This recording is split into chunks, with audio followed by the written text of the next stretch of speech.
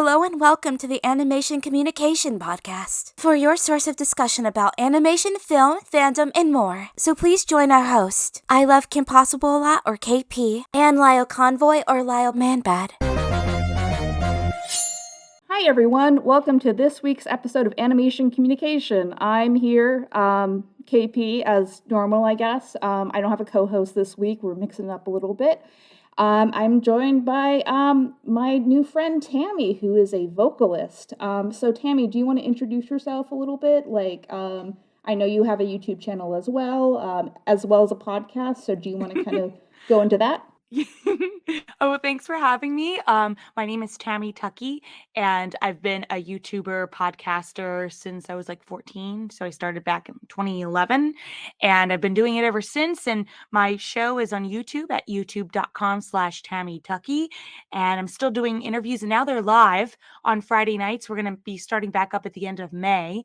It's been a busy couple months because KP's invited me on the show to talk about my new album, Glowing in Timeless Places, which I've been trying to promote like crazy. So that's why I'm here. Either way, I mean, it's a lot of people don't really understand the acronym. So like I do for but, sure. I just don't like to insult anybody by not saying their real name or whatever you like. But if you go by KP, we'll go KP. I appreciate it. Yeah, it's just like sometimes people are like like it's weird internet name stuff. Like, so if it's easier, people can call me Rachel either way. But yeah, but anyway, go ahead. Oh, thanks for having me. My name is Tammy Tuckey, and I've been a YouTuber podcaster since I was like 14. So I started back in 2011, and I've been doing it ever since. And my show is on YouTube at youtube.com/Tammy Tuckey. And I'm still doing interviews, and now they're live on Friday nights. We're going to be starting back up at the end of May. It's been a busy couple months because KP's invited me on the show to talk about my new album, Glowing in Timeless Places, which I've been trying to promote like crazy. So that's why I'm here. Can you tell people a little bit about the album? Sure. So Glowing in Timeless Places is a second follow-up to my original album, You'll Find Me on Main Street. Both of them are albums that have cover songs of theme park songs from the Disney theme parks, specifically Walt Disney World, because as a kid, I grew up in those parks. And the music always stood out for me as something that was just something I connected with. And so I decided, well, why not make some cover songs of some of my favorite tunes and make them my own? Because I'm also a singer and I perform in a lot of different theater productions. And so I did the first album in 2018 and decided to create another one. The first album was all digital, and this one is not only is it digital, but it's a physical CD this time around. So there's more information about the album. You can listen to clips of it if you'd like to get a little taste at tammytuckey.com/order. And if you like what you hear and want to support a little singer like myself, you could buy the album, and also you can stream it from Spotify too. Oh, cool. So can you kind of discuss, I know this might be boring to some people, but like the technicalities of recording an album and kind of getting it ready for streaming platforms and kind of that angle, if people want to kind of make their own albums, or, like what's the general process like? Yeah, sure. Because when I first did the first one, I had no idea what I was doing. I actually reached out to somebody at Disney because you have to get their approval, especially if they're their own songs. Oh, I didn't know that. So I've been working with Disney from the beginning on this project, and had to get their approval. The songs have to have been have to have been released prior before you can cover them. So it was a little bit of a challenge because some of the songs I wanted to cover were not all technically released on DVDs or CDs or VHS or whatever, at whatever type of platform. So that was the challenge of the album. But you kind of work from there. You give them a list of what you're looking for after you kind of decided on a song list, and they say yes, no, or you're good to go. And then from there, it's more of working with the instrumentalists about creating the sound that you're looking for. So I worked with my great team of James and Josh, and James is in England, and Josh is usually on a cruise ship because he works for Disney as a performer. Or he's in New York. And so we would work together on Zoom just to kind of talk through the songs and see how we could make them our own. You know what I mean? We don't want to feel like we're just replicating an original and a perfect song. You know what I mean? Because obviously we can come as close as we can, but we also want to add our own little flavor to it. So we talk about that. And then once those instrumental tracks were done, the next task was, okay, got to go in the recording studio and record these pieces, including the guests I have on the album too, because they're all from all over the place too, overseas. And, there's across in California. So everybody is all over the place. And so we had to find time for each person to get to a recording studio. And I would record my materials first, so they would have something to sing to, and they'd be able to match the energy level. Obviously, like there's a little bit, it's harder because you're not with them and you can't give them direction while you're there, right? So it's more of we send some emails back and forth, we talk on the phone, and they get to listen to what I did, and they match it at their end, which was really, really fun. It's such a fun process. I think the recording studio process is the most fun, and it is hard. It is very difficult. And then you get into the mixing and mastering, which I did with Brendan, who mixed and mastered this album. And basically it was just kind of going through each song, because there's 11 songs, and just saying, okay, this is what I want it to sound like. And, I want it to be perfect. And sorry, I'm about to sneeze. Oh gosh, this is You're not my allowed day. to sneeze. It's the pollen. It's been like crazy. So anyway, we would go through the songs over and over and over again and be like, okay, I think we've got it. Once we've got it, then we submit it over to CD Baby, which releases the album digitally, and they also can create CDs for you as well too. So we got that process together, and now what it is right now is just promoting it and sending it out to the world after about 11 months of putting this together, thanks to the Indiegogo supporters who donated their money and wanted to see this album succeed. And they also got some perks. It depended on what perk they selected, but thanks to them, they're just great, and their names are in the album booklet too, which is another cool perk of having the actual CD itself, is you have a booklet of the names and of my lyrics to my new song Cinematic, and also some family photos from our trips to the theme parks, my family's trips to the theme parks, that are relevant to the music you're about to hear. So that's another cool thing. But long story short. No, I mean, I did ask, so it's definitely fair. But yeah, I was just kind of curious about, because a lot of, I mean, I've been doing this podcast for about 2 or 3 years or something like that ish. So definitely not as long as you, but like it's interesting to see how technology has kind of both helped people, but also is a challenge to kind of work through. Because I agree that like working face to face in a physical environment is always the best for the creative process. But the backup is like calls are usually okay, because you can still hear like vocal inflections, and you can kind of have a camaraderie, like more effective than text. But yeah, I was just curious about that. And then especially kind of like a lot of people also just put like covers on YouTube. So is there a particular, not benefit, but is there a particular, like, what did you want to get out of making a physical album, putting it, on Spotify and all that stuff? Does that question make sense? Yeah, no, absolutely, because I do have other covers on my YouTube channel where I just post them, and they get copyrighted for whatever reason, and basically what YouTube does is they have like a shared profit. Like, I'm not putting it out there to make money, neither with this album at all. I just like to break even. But I think it's more of, how people say they're going to do something and they never do it. I think that's also part of it. I think when people say they're going to write a book, and they write a book and they release it, it's such a process. It's a hard, long, drawn out process, writing a book, creating an album. And it's a challenge. And I'm always looking for a good challenge. And it had been 5 years since I released the last one. And I kept getting asked, when's the next one coming out? And when is it going to be a digital physical copy? Where's the physical media, you know? And I wanted to do physical media with the first one, but I didn't have the profits to do that.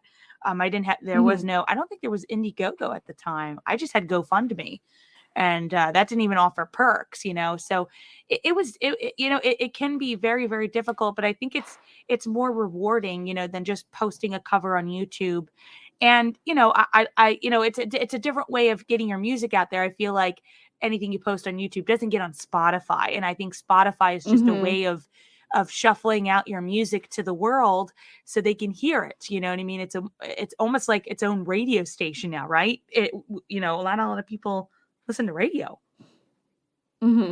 Yeah, and it seems like, especially, I was in LA for like a year and a half, and then I unfortunately had to leave because of COVID. But it seems like that's a big part of the culture. Just if people are having long commutes, that they listen to like either Spotify or they find podcasts that they like. Yep. And it's interesting because like you know, where I grew up, that wasn't really a problem, I guess. Like not, I mean, some traffic, but not like LA levels of traffic to be you know, because that's just, for those who don't know, that's just like the worst usually you can get. To the point of like you leave like an extra hour or two because you just assume you're going to be stuck in traffic. Yeah.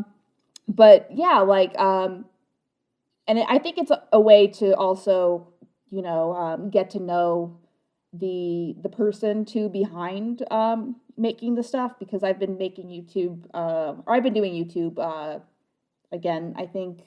Yeah, this year's our 10th year anniversary, so for a while. Awesome. I don't like Congrats. to think about that. Thanks, I appreciate it. But it's not about me.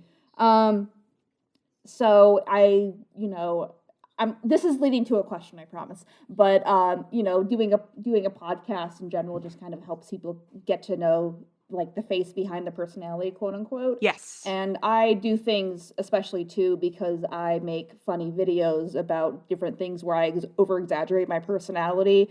And some people don't really understand that that's kind of on purpose. So I guess, how did you start your podcast, and what were you hoping to get out of the experience? And like, you know, talk a little bit about how you got that background going. Well, I think podcast was just beginning. This is like around 2011, and it was just coming into its own. And I was such a big Disney fan, and I wasn't hearing a lot of podcasts that had female voices, you know, female driven podcasts. And so two friends of mine, Darlene and Danelle, we were like, why don't we do our own podcast? So we formed that. And we kind of, you know, towards the end, it was a little bit difficult to get us all on the same call because, you know, there's so many things happening. We're out of state or out of country away from each other. So I just, you know, asked for their blessing and moved on with an updated version of the podcast, where it was more of just interviews with people I was just a huge fan of their work and of themselves. And a lot of them have never been interviewed before or told their stories. And that's where I was coming from, you know. And so when I started the podcast at 14, I didn't think like I'd be doing it over 10 years later, and still, you know, having a ball. And it's a really fun way to get to know people, but also it really, you know, is great because I have podcasts I love to listen on my commutes as well. So it's a great way to have something, just another earworm, as they say, while you're listening to other stories. I just love a good story. That's for sure. And like that's something I've noticed too, especially with animation people, is like a lot of times, you know, like especially for press, if people are going on talk show hosts and stuff like that, it's always the talent, the voice actors or the actors in general, and never people behind the scenes. So I think sometimes people don't realize, like, you know, that their contribution to the final product is important too, because they're not doing press tours about it. So exactly, it's not just one person, it's an entire team. And sometimes I think that individuals might be put, you know, in the back when they should be also featured.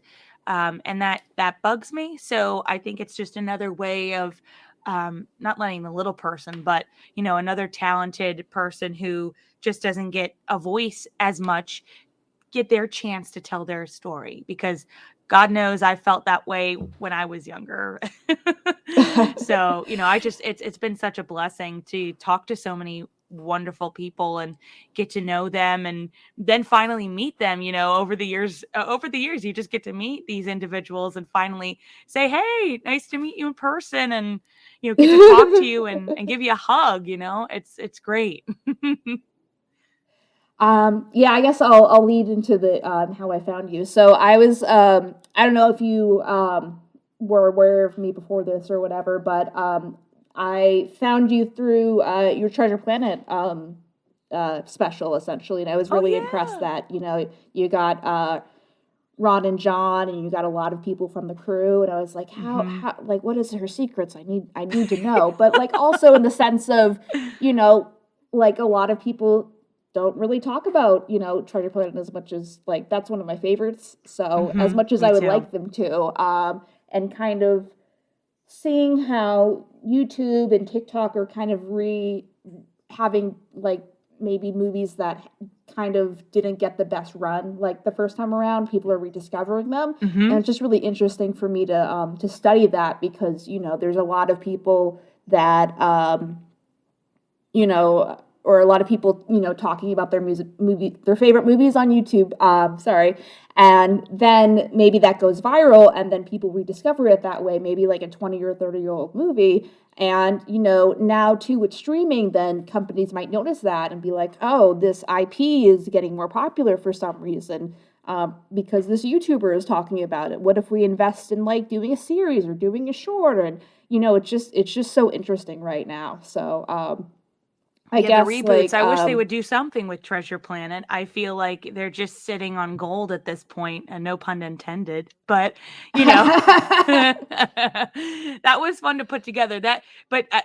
Keep in mind that I had not talked to John and Ron before. This was years in the making, because I've talked to so many hmm of their friends, and that's how they came to know me.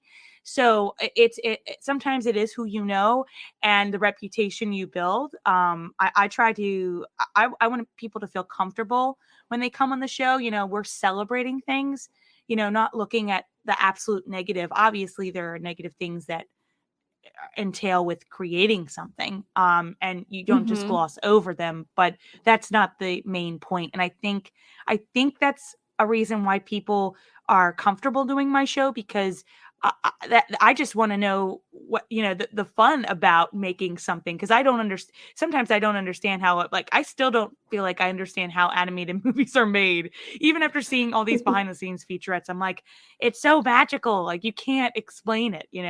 So, but that was a fun show, and I'm so glad you got. Did you watch it live or? I didn't watch it live, but I watched it after the fact because like I was looking through 20th anniversary, like what people were doing as far as that. Yeah. And I was like, oh, this is neat. And it was like, oh, she got like a lot of the creative talent. And it's just interesting because like, that's one of the ones that no one really ever talks about. And I was kind of Hmm. curious to see like, what their experience was, but like, kind of the in between period where it's one of those that are getting popular as more time passes Yeah. versus just at the initial release, kind of like Fantasia, I guess, if people are playing at home. So, but yeah, I think it's interesting, and I think too, as far as the live action stuff, I have a documentary coming out. It will come out eventually, whatever. But one of my thesis essentially is, you know, the they'll run out of the A material eventually, and it will be interesting and hopefully helpful. Like if they do make a live action Treasure Planet or a live action Atlantis or something that seems a little bit more natural in in a live action environment versus Hmm. kind of it just the Lion King movie just makes me a little sad sometimes. And I would But love that, and I feel like I'm a hypocrite because I really don't like any of these live action remakes, and I'm wondering, us demanding that is just for the attention of the film itself. Is it worthy of it? And I actually would prefer if they just continued these stories. I think a television series would be even more beneficial, in my opinion. That's just how I feel. Because if you remake something that's already so perfect, And we don't need a shot for shot remake of these films. Let's say they have like a different mindset on how they want to present it. Okay, maybe that might be a little bit different. I would understand that, like a total kind of I love the Cinderella remake that Kenneth Branagh did. Mm-hmm. Can't even talk. That Mr. Kenny B did. Anyway, but he had it wasn't exactly like the animated film, and it had a little bit of a difference there, and it had its own personality, which I liked. Like if they were going to do something like that, that's fine with me. But something that's almost like a shot for shot remake, like you said, the Lion King, I think it's just insulting. I think this whole thing of let's remake Lilo and Stitch and let's remake Moana is very insulting to the animators who made those films. Those films are perfect the way they are, and they don't need to be remade with the original cast, or it just doesn't make sense to me. I would rather see them continue the story. Like I loved the Lilo and Stitch TV series. I thought that was great. You got to know Mm-hmm. more of Stitch's other experiments. And I thought that was such a great premise because he was 626. So what happened to the other ones before him? So what a great idea to continue that. And then, the Cusco Emperor's New School, what a great idea to continue and Mm-hmm. have him learn and then I don't know. I just really loved Disney Channel when it really embraced that opportunity. I think I actually liked, and Mm-hmm. this might be like, I guess maybe people might not agree because everybody does love Robin Williams, and I do too. I love that original Aladdin, but I really loved Mm-hmm. the continuation of Aladdin and Jasmine and Genie's stories through the TV series, and that wasn't with Robin. But I just loved that, and I thought that was so great because again, you have such great characters. Just continue making great stories with them. And I think you already have that with these films. Why not make a TV series with Moana? They did it with Tangled. It took long enough to get that Yeah. together, but why do you need to do a remake of it? You know what I mean? Like it doesn't make sense. Like I love that Dwayne Johnson said, let's do a Jungle Cruise movie because that's been sitting in the vault for years about making it. And they made it. Wasn't that good, but they made something that was original, right? It was based Mm-hmm. off of a property, kind of like Pirates, but that's I'll get off my soapbox, but that's how I kind No, of you're stand fine. You're on it. fine. It's a podcast, like it's for rambling. But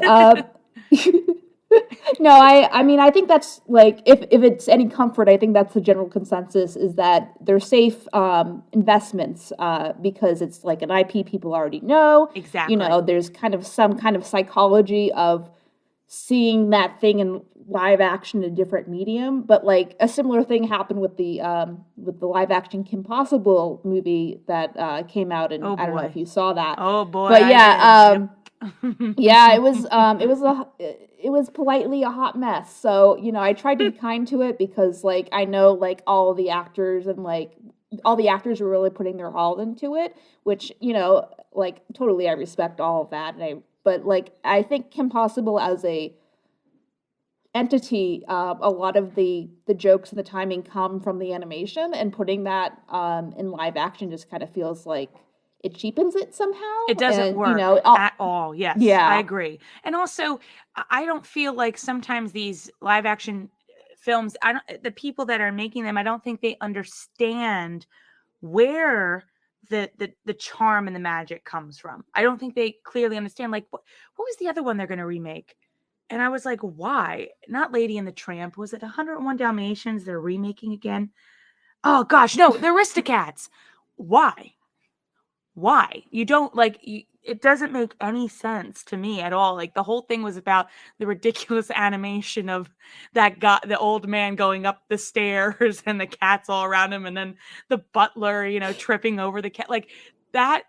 Not saying you can't do it in real life, but it just doesn't work. I don't understand. So, oh gosh. Oh boy, oh boy, oh boy. Yeah. I don't think whoever made that Kim Possible movie really understood Kim Possible. Had no clue. The people that understood Kim Possible are the ones that created the game in Epcot. They understood Kim Hmm. Possible. I really enjoyed that game, to be quite honest. I really miss it. I So, agree. Yeah, so I there's a play. I difference. didn't play all of the worlds, but I played a couple. But anyway, go ahead. No. That was just what I was going to say. Is there's a difference, and you can tell the difference by those who are creating it, and not to say that whoever was creating it is not talented. They just don't have a grasp on the subject matter that is needed. You know what I mean? Not saying that fans should be making these films, but you really need to have at least some type of individuals who grew up with the material working on the film.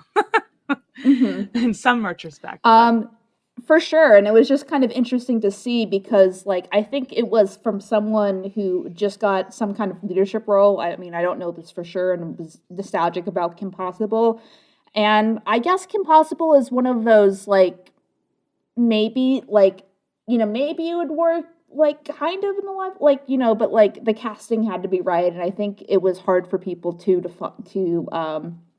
suspend their suspension of disbelief, too. Like, when you have all these memorable voice actors that are doing these roles. And, like, the good thing about Disney, too, is they try really hard to make sure that the original voices always come back, because that's, part of the magic, or the, kind of how you get into the character. The little wink. Yeah, the a little wink to wink. the audience. So, but yeah, the girl who was playing Kim Possible, again, was just way too young. Like, I know Kim Possible is supposed to be in high school, but she looked like she was 14.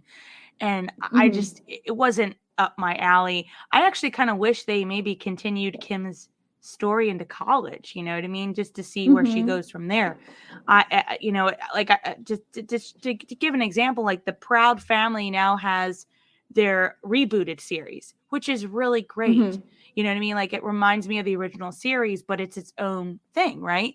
That's not what this Kim Possible movie does. It doesn't add anything to it. It doesn't elevate the material. It doesn't do anything.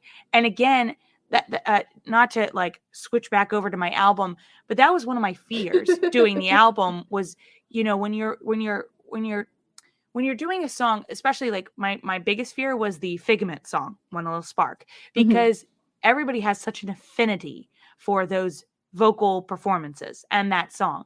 So how can you make it where you are not making people upset with you? Right? But then you're also still able to be creative with it and give it your own spin. So that was the challenge. And one of the great things about working with Disney on that particular question was I said to them, I said, there are lyrics throughout the attraction that never show up in the album released song. Could we use those?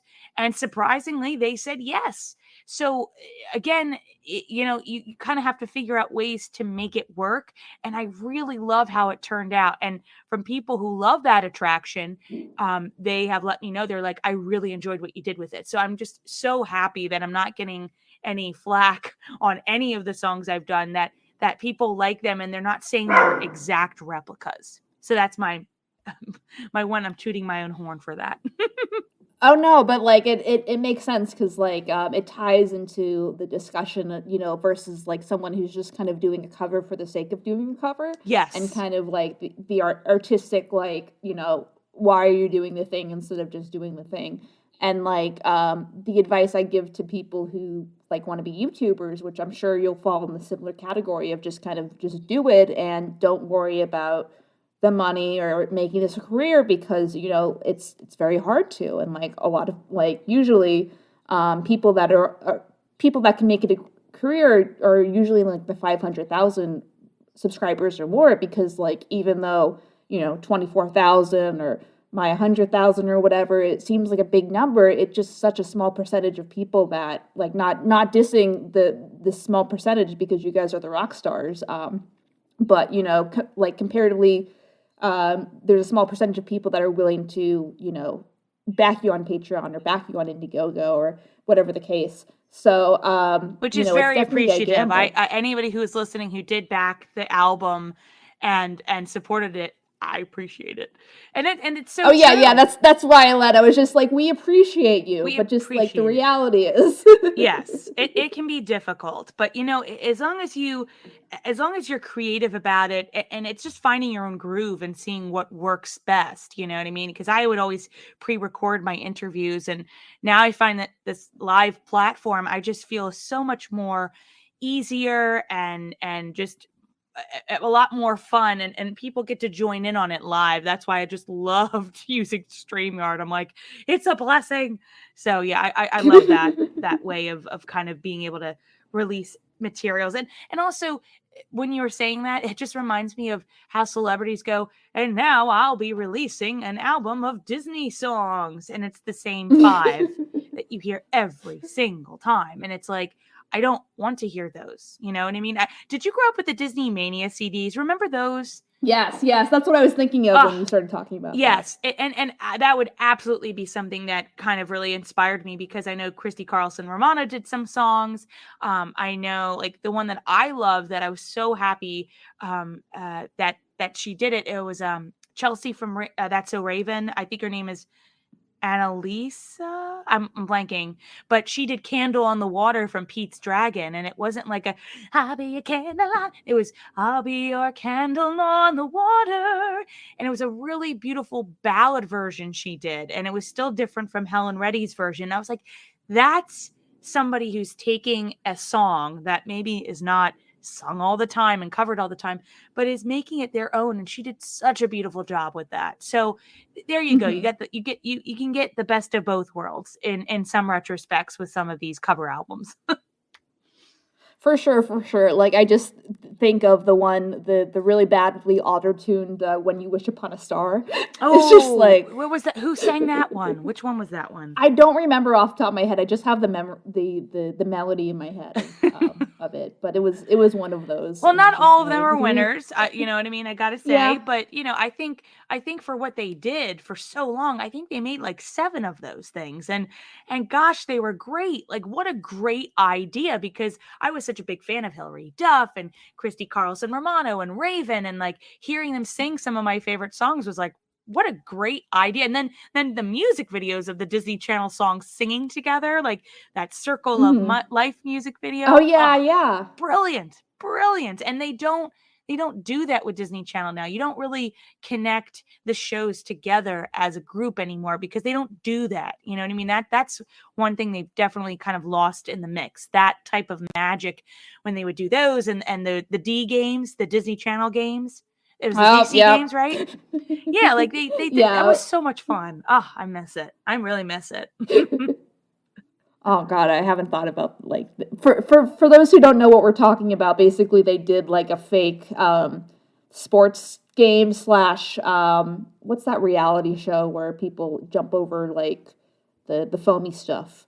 But anyway, yeah, like the X Games, or like it was just like Legends of the Hidden Temple or Guts from Nickelodeon, but it was with like Disney Channel stars, doing, and they would actually go for it because they wanted to see what color team would win, and they would mix up it with like Miley Cyrus and Zac Efron and Cole Sprouse, and it would just be a mixture of people from different shows. It wouldn't be one show as one team. They would split everybody up, and that was the cool part about it. And you'd watch it and see who'd win, and that was when Disney Channel promoted going outdoors and exploring the world and exercising too.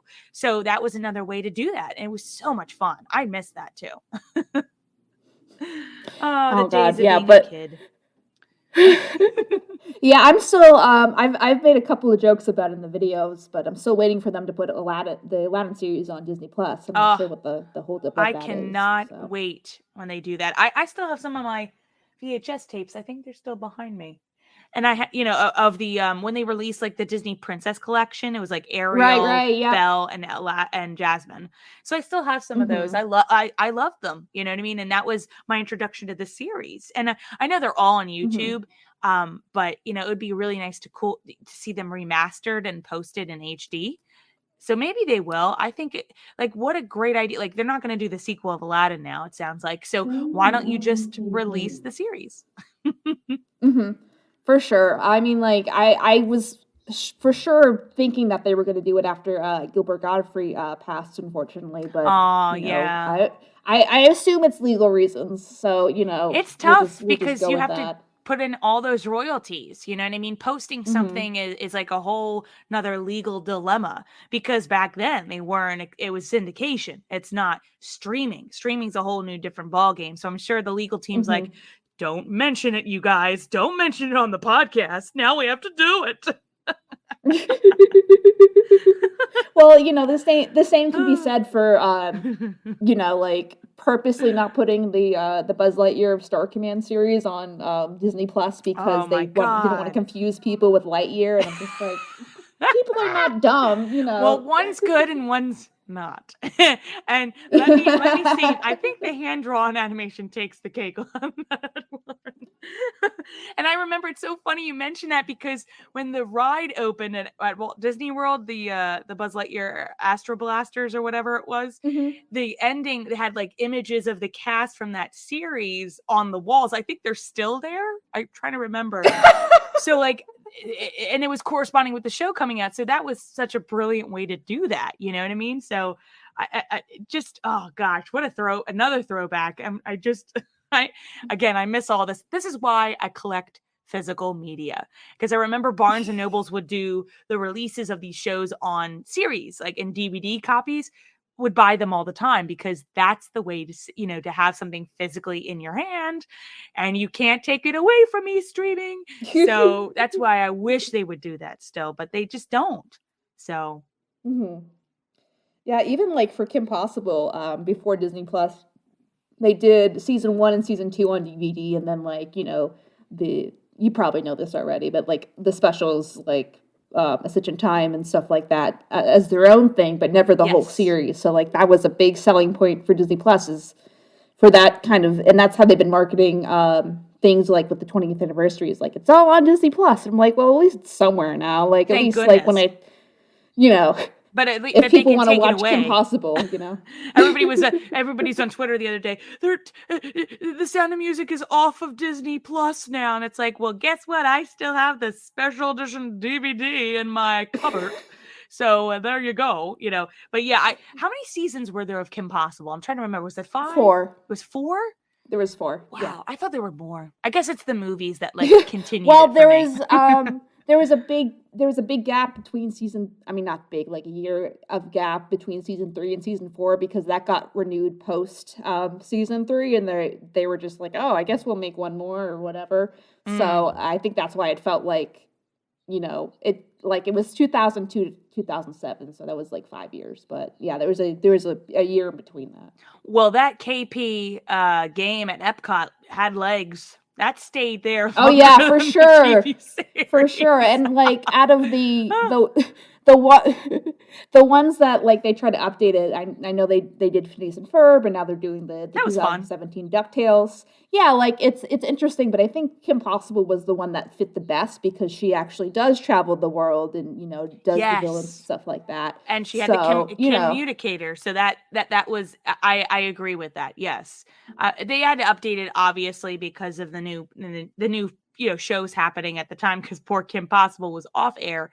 But it did make sense, and it was such a great idea. Like it really got kids to go into the pavilions because mhm. not a lot of us were going in the pavilions.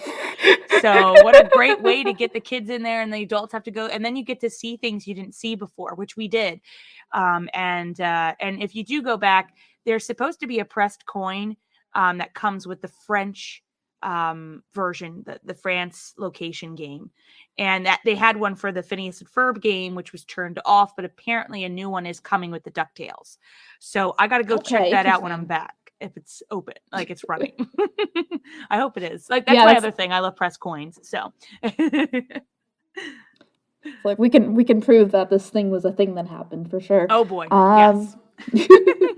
So, I guess speaking of the parks, because that was a big, I mean, that was part of the whole point of the album. Like, do you want to talk about your childhood experiences at the parks and like favorite rides and that kind of thing? Oh, I just loved running around as a kid. Like I remember the smells and the attractions, and I loved Spaceship Earth, going through that as a kid. I couldn't the communication dialogue that Jeremy Irons would say to you as the narrator. And then at the very end, you get to see what we're doing right now, these Skype calls happening. And that was so cool. This is like 1994 that version was released. And who would know that like only 15 years later, things like this would start happening. We jumped so far ahead in technology. So I love doing that. Mm-hmm. We loved Interventions, which was it was there were two different buildings, and you would go through, and there would be different activities to do that were relevant to new innovations basically. But it would be inventions with the innovations, and combining the two to create games, and that was so much fun. Magic Kingdom, I loved, always walking down Main Street and seeing the castle. I think everybody loves that. And Mm-hmm. and I think my favorite ride was always Carousel of Progress. I just loved sitting in there and watching the AAs, doing the whole show. I love that. I'm so happy it's still there. Hollywood Studios, well, MGM Studios. I love the Voyage of the Little Mermaid show. I pray, I Mm-hmm. pray, I pray, I pray it comes back. Just sitting there right now. Please come back. So I love that show. I love the Hunchback show when it was still there at the studios. That was so much fun. Animal Kingdom just celebrated 25 years this past weekend. So I was there the year it opened, and I remember Oh, the whole wow. poachers scene, which was part of the Kilimanjaro Safari ride, was talking about poachers. And I didn't know anything about that as a kid. And you learned, there were poachers that were killing animals for their ivory tusks. And so there was that whole other storyline, and it was so much fun. I loved it. And that's missing. And they had a Pocahontas show where she talked about animals and creatures, and that was really great. Got to see possums and little skunks and snakes, and that I loved that show. So there were just many wonderful memories, and that was where the first 7 songs I chose for the first album, You'll Find Me on Main Street, kind of delved Mm-hmm. into what I really remember. And these songs from Glowing in Timeless Places, there's some of them that were a part of my childhood, and some of them I asked people on Twitter. I said, what do you want to hear? And some of them I never got to see or hear in the park for that attraction, like Veggie Fruit, which was part of the Kitchen Cabaret, which was a show where Soren is now located. It was like a Mm-hmm. cabaret, basically a food singing with the cook of the kitchen, Bonnie Appetit. And they updated it to Food Rocks, which was this, more of like a rock and roll show where they had like instead of Peter Gabriel singing Sledgehammer, it was PITA, Pita, Pita Gabriel singing a High Fiber. You know what I mean? It was all about nutrition. So anyway, getting back to it. So I watched Food Rocks. I never saw Kitchen Cabaret, but there was a song in Kitchen Cabaret called Veggie Fruit. And it is absolutely really catchy. Not a part of my childhood, but really, really catchy. And it's probably like the one song I was so excited to sing in the studio and had a blast. Like I remember I finished singing it the first time around, and Brendan, our mixer and recording studio engineer, he just was like really quiet for a second. He's like, that is so much fun. Like he was laughing. So that one is a really fun piece. And I got to perform that at my cabaret 2 weeks ago. And gosh, that was just so much fun to perform, and it gets stuck in your head. So, there were some songs that, are really challenging, like I See You from Avatar. I was having a major difficult time vocally getting that song down. It's very, very hard. And I don't have the greatest connection with the film, but I have this wonderful connection with the theme park, Pandora, at Animal Kingdom. And I love it. And that theme, I See You, is heard in the music throughout the entire area and the rides. So it Mm-hmm. was a little bit more difficult, but I love that. And so each song may not have like more of a personal, experience for me. Maybe One Little Spark does. I got to see the original ride, but I don't remember. But I heard that track all the time and I loved it. So getting to do that song was such a joy for me.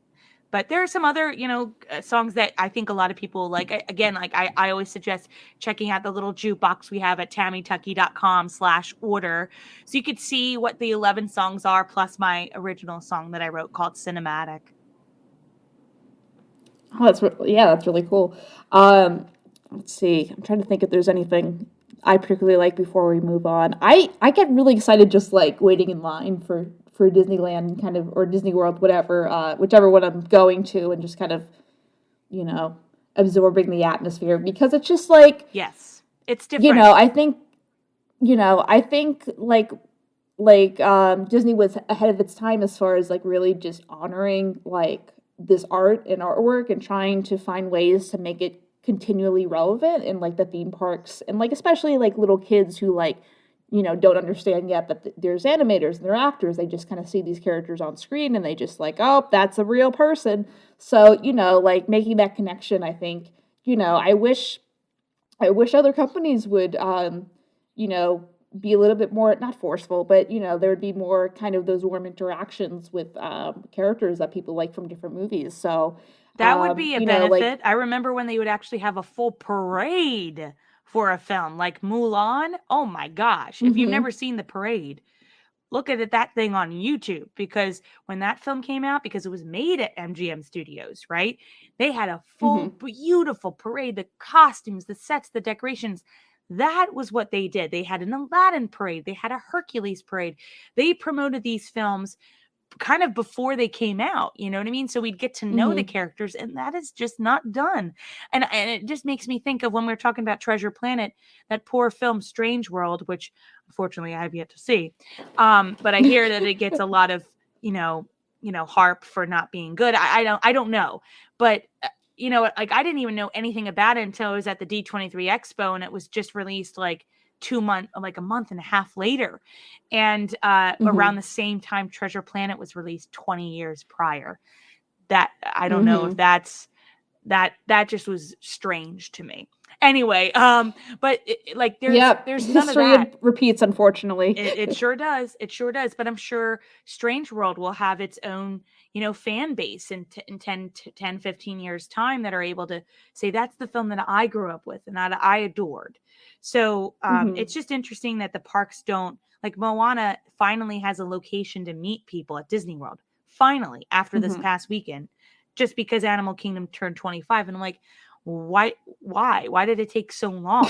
You know what I mean? Like, she's so popular, for goodness sakes. So I don't know. It maybe I don't know. I don't know what's happening over there. I just know that theme parks are not what they used to be, but the cast members are always the most consistent thing ever, because they do make the Mhm, magic. They make what they are what Disney is supposed to be. And I can't even imagine the what they've been going through since COVID and after, when the parks open mhm. back up. I can't even imagine what they've been going through. But gosh, I make sure I stop and I say hi to each cast member and I give them a smile and I thank them, because it's a thankless job.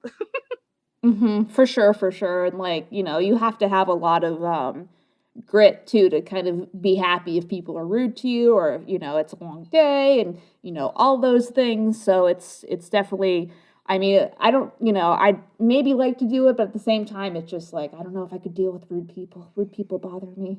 I make sure I say something if that happens, but it has never really happened on my watch. It's the videos you see that circulate. But there are so many magical moments I have seen. Like, I remember when Fast Pass was still the paper Fast Pass, like you actually had to go and get a Mhm, paper Fast Pass. And sometimes we would actually have to leave to go home, and we'd have Fast Passes left over. And you see this big family of four entering at the end of the line for a 2-hour line for Splash Mountain. And you're like, hey, we have 4 passes. Why don't you get to the front of the line? And they're like, whoa, whoa, whoa, whoa, whoa. And sometimes, and one time a cast member saw that and said, oh, no, no, all 8 of you are coming to the front of the line with me. Let's go. And we would go this other way. We wouldn't even go the fast pass line. They would take us literally to the front through a little secret passageway. And again, those are the moments. It's like when you bring joy and happiness to others, there are so many wonderful ripple effects that can come from that. You know what I mean? So those are the moments I remember that stick out to me the most. Yeah, that's a nice, like, thought too, especially because I cast members work really hard, and it's just nice when, you can see kind of that stuff in action instead of just kind of preaching it and just hope people, take it to heart. Exactly. Um, Yes. Yeah. It's a so, hard job. oh, go ahead. No, I was just saying it's a hard job. Yeah, for sure, for sure. So, I was just curious, too, like, because you mentioned, you have to get approval from Disney. So, like, what is that process specifically? Because I know you mentioned friends who are cast members. So, like, do you just ask them, like, who would I go for? That, like, Like how for a does that even podcast work? interview Because or for the album? not for the album. Oh, well, no, I technically reached out directly to Disney, the record, directory company, part of the company. And we just emailed, corresponded through the entire thing of what I wanted to do, is just more of communicating back and forth via email. I don't think we ever spoke on the phone. I think maybe one time I spoke to somebody on the phone, but it was just, you find the information, you get the information online, because obviously they want you to license the songs properly. So, and I and they want to give that information out. So it's online, and a previous connection from the original album, he had introduced me to the new team that was working on these projects. So that was my entry point into communicating with Disney. So they were very nice, and they helped a lot to make the process go by really quickly, which was very helpful. Yeah, I was just like, I didn't know it was that easy just to send an email, but I'm just kind of, that's neat. I guess I'm trying to think if there's anything else. Is there anything else that you'd like to discuss as far as the album or your work, or like maybe advice for people that want to do something similar that you're doing? I think my advice, like, a lot of people ask me what I would tell myself when I was younger. I think what I did, creating my own podcast, and kind of, because I'm kind of an extrovert introvert, and the Oh podcast yeah. really helped me craft the way I could speak to people, and listen and understand. And I guess the only thing I would tell myself is don't stop. You know what I mean? Keep going for it, and don't doubt yourself, because you never know if you don't try, and you have to have some type of experience, and you're only going to grow if you have the experience. So you have to really put yourself out there. Like for me, when I'm trying to push myself to do more plays as opposed to musicals, because I'm more comfortable musically singing a story. But plays offer a different challenge. You know what I mean? You have to tell the story through acting. Not that I don't act. Mm-hmm. It's just, I think it's a little bit more difficult. So, a challenge is not a bad thing, is what I would say. And don't stop putting out hard work, and creating materials, and document it. Keep it documented. Keep a diary of your experiences too, because you know there's so many emotions that come through these experiences, and you just want to make sure you don't forget those times, because so much can happen in a couple of years, as they say. Mm-hmm. So you want to make sure you can kind of go back to and be like, okay, this is the headspace I was in, and this is what I was doing, and this is what I was inspiring to be, and look at what I've done since then. So I would absolutely say that would be kind of my advice if anybody kind of jumps into the entertainment or podcasting field, or anything with YouTube. That's I mean, that's solid too, because I think a lot of people, especially a lot of people that are into this stuff, that are like just generally introverted, and I was going to say generally introverted in general, but like it's hard for them to make that first step, because like I'm sure we both had experiences where we were talking to someone and we're like, oh, I shouldn't have said that, oh, that wasn't good. So kind of like taking those moments and learning from them. So Exactly. because like that's kind of, yeah, and that's kind of how you learn to network at the end of the day, because like no one's perfect at it, and I think people really underestimate how important it is. And nobody's mean. You Like know, I've not really come across any individuals who are mean. They more understanding. I think they were more surprised at how old I was, because they thought I was actually older than what I was talking as to them. So, hmm and they're more appreciative of you talking with them, and it's having like a set of questions and a way to guide the conversation. And it is hard, because I'll tell you, it's always emotionally draining by the time you're at the end of a hour-long conversation. It's been a while, right? And you're just like, hmm okay, I need to take a break. And it can be difficult, especially if you're an introvert. So just you got to put a foot out there through the door, and see where that door is going to lead you. Is it going to lead you to Wonderland or Neverland or Disney World? You don't know. You have no idea hmm till you try. So I think, and I'm so glad you get to have your own podcast. Who would have thought that now podcasting is a way of a new creative outlet for so many of us. I think that that's great. And I want to say congratulations to you. Like, go for it. I'm so glad you're putting this out, and I'm so glad there are other individuals who remember Kim Possible like I do. Yeah, I appreciate it. And like it's fun to like, because I mean, I've been, like I said, like we talked about, I've been doing this for so long, and like there was just like people would not understand the context because, I had a lot of people that were, in middle school that were watching my videos who never heard of Kim Possible, and they didn't really understand like, what the username was and like what, anything really. And I couldn't just say like, well, I guess it's on YouTube kind of. So, but those are always like really rewarding stories when, people didn't grow up with Kim Possible. They go back and watch it because they were like, oh, this girl likes Kim Possible a lot. And I guess if you like her, you might also like Kim Possible a lot. So yeah, I think that's like, some people say that to me. They're like, oh, wow, you did this interview with this person about this musical and I didn't even know about it. And now I really like it.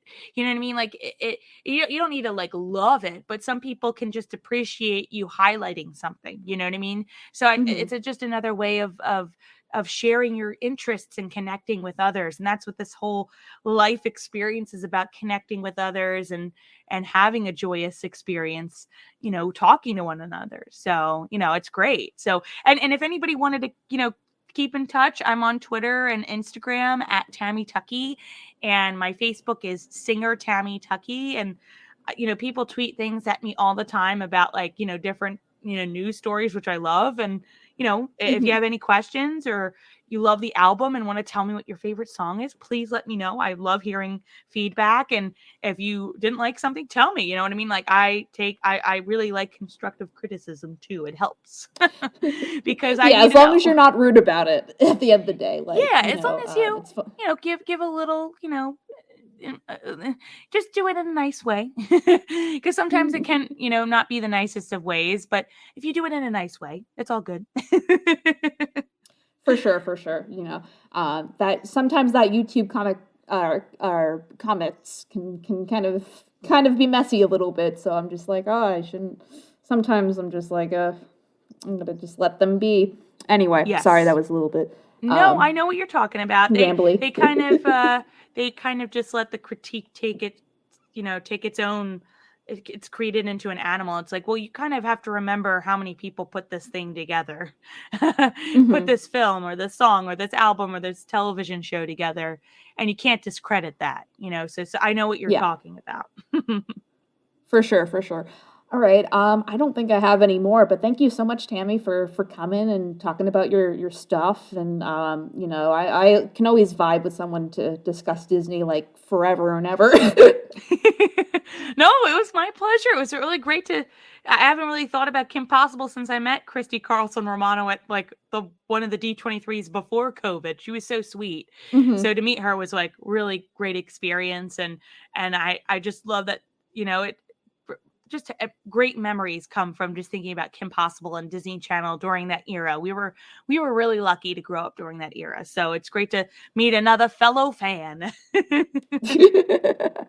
We'll grow our Kim Possible army one podcast interview or one podcast interview at a time. I love it. I'm all for it. Yes.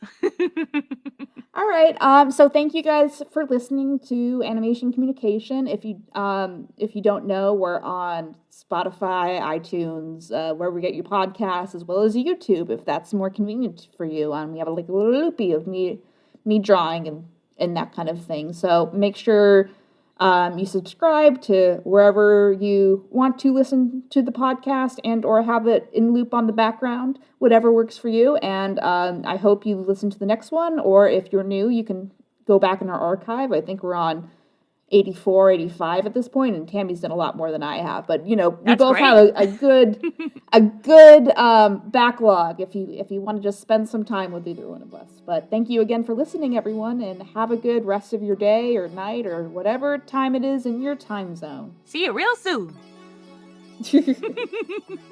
Thank you so much for listening to Animation Communication on YouTube, Spotify, or your favorite podcasting provider. We are really hoping the show makes a difference in how people view animation, as well as media as a whole, as well as giving and providing advice for people all over the world who like and want to join the animation and media industry. If you like what you heard, please remember to show support by giving a like, a follow, rating those 5 stars, as well as subscribing to our main I Love Kim Possible a Lot channel on YouTube, and turn your notifications on. New episodes of Animation Communication come out every Wednesday at 6 a.m. EST on podcasting platforms and 4 p.m. EST on YouTube. You can follow the podcast on Twitter, Instagram, and TikTok at the KP Podcast for information on upcoming guest episodes and more, as well as our hosts KP and Lyle Convoy at I Love KP a Lot and at Lyle Manbad on social media. I'm Lucy, and thank you for being a part of our community. See you next time on Animation Communication.